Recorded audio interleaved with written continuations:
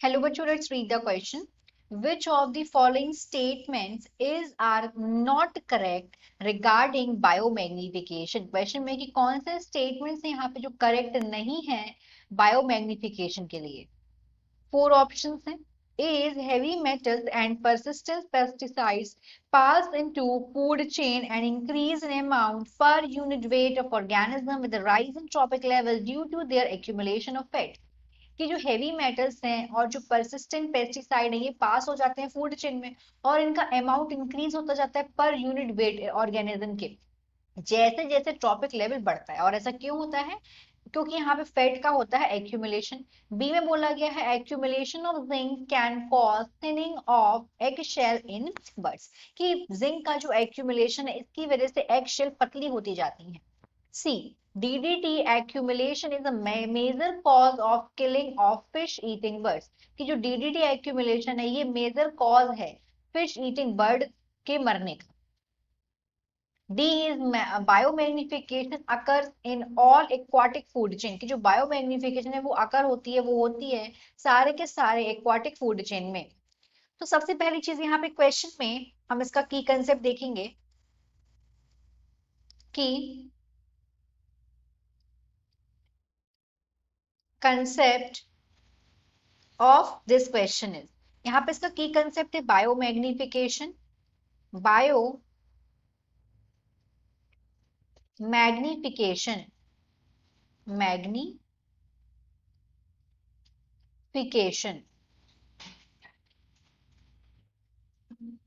Biomagnification मतलब होता है इंक्रीज होना कॉन्सेंट्रेशन टॉक्सिकेंस का, इंक्रीज होना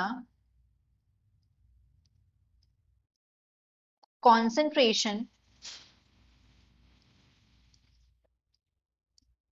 कॉन्सेंट्रेशन का इंक्रीज होना, किसके कॉन्सेंट्रेशन का?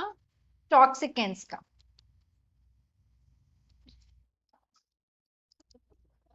और जैसे जैसे ट्रॉपिक लेवल बढ़ते जा रहे हैं वैसे वैसे इसका कॉन्सेंट्रेशन भी इंक्रीज होगा एट सक्सेसिव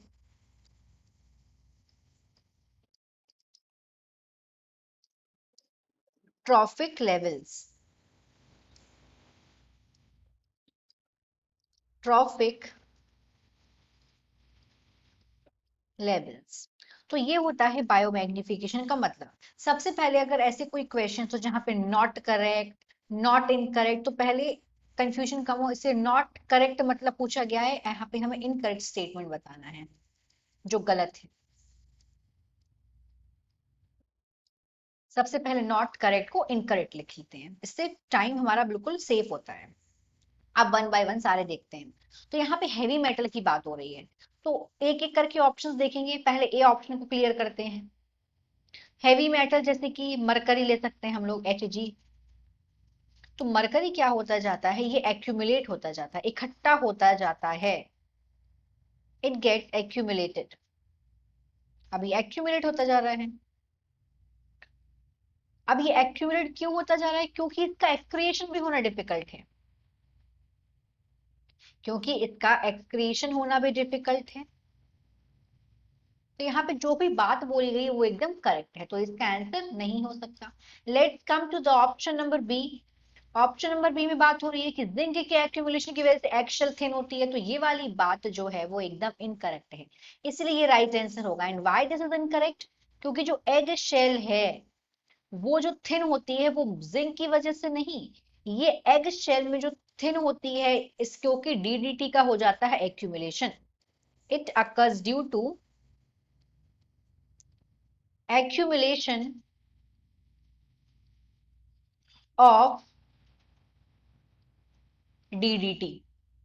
DDT ये एक पेस्टिसाइड है, इसकी वजह से क्या होता है? एग शेल थिन हो जाती है।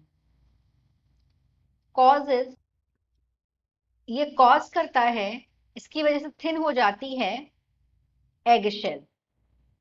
और जब एग शेल जो है थिन हो जाएंगी तो जो इसके थिन होने की वजह से प्रीमेचर ब्रेकिंग हो जाएगी एग की, तो यहाँ पे जो ये बात है वो एकदम गलत है, जिंक की वजह से नहीं, ऐसा डीडीटी की वजह से होता है। नेक्स्ट में सी में बोला गया है कि जो डीडीटी है ये क्या कर रहा है, एक्यूमुलेशन हो इसका, ये डीडीटी का जो एक्यूमुलेशन है मेजर कॉज है फिश ईटिंग बर्ड्स का, जो ऐसी फिश ईटिंग जो बर्ड्स होती हैं उनका। तो डीडीटी एक्यूमुलेशन ऐसा क्यों हो रहा है, क्यों किल हो रही है फिश ईटिंग बर्ड, तो हमने यहाँ पे देखा बी में डीडीटी की एक्यूमुलेशन की वजह से थिन हो रही है एक्शन। अब जब एक्शन थिन होगी तो प्रीमेचर ब्रेकिंग होगी। यहाँ पे प्रीमेचर मतलब अगर एग की शेल ब्रेक पहले, अगर एग की शेल कमजोर होगी, पतली होगी, तो अंडा जो है ब्रेक भी पहले हो जाएगा। इसकी वजह से जो बर्ड्स हैं वो मर जाएंगी, तो पूरी तरीके से मेच्योर नहीं हो पाएंगे। तो यहाँ पे ये वाली बात भी सही है, इसलिए ये आंसर नहीं होगा। ऑप्शन नंबर डी में बोला गया है कि जो बायोमैग्निफिकेशन है सारी एक्वाटिक चेन्स में होता है। तो हाँ, एक्वाटिक चेन्स में होता है, ये भी करेक्ट है। इनफैक्ट ये सारे टाइप की फूड चेन में हो सकता है, all types of food chain है। बायोमैग्निफिकेशन में क्या होता है समझते हैं, ट्रॉपिक लेवल में डीडीटी का कॉन्सेंट्रेशन इंक्रीज होता जाता है एक्वाटिक प्लांट में पहले, फिर उस एक्वाटिक प्लांट को खा लेती है स्मॉल फिशेस, फिर स्मॉल फिश को लार्ज फिशेस खा लेती हैं। ये तो क्या हो रहा है, एक्वाटिक फूड चेन है। और फिर लार्ज फिश को एक बर्ड खा लेती है, तो ये क्या हो गई, ये टेरेस्ट्रियल फूड चेन हो गई। तो ये एक्वाटिक में भी हो रहा है एज वेल एज टेरेस्ट्रियल में भी हो रहा है। It can happen in all types of food chain. So the final answer of this question is B. Accumulation of zinc can cause thinning of eggshell in birds. Hope you understood it well. Best of luck.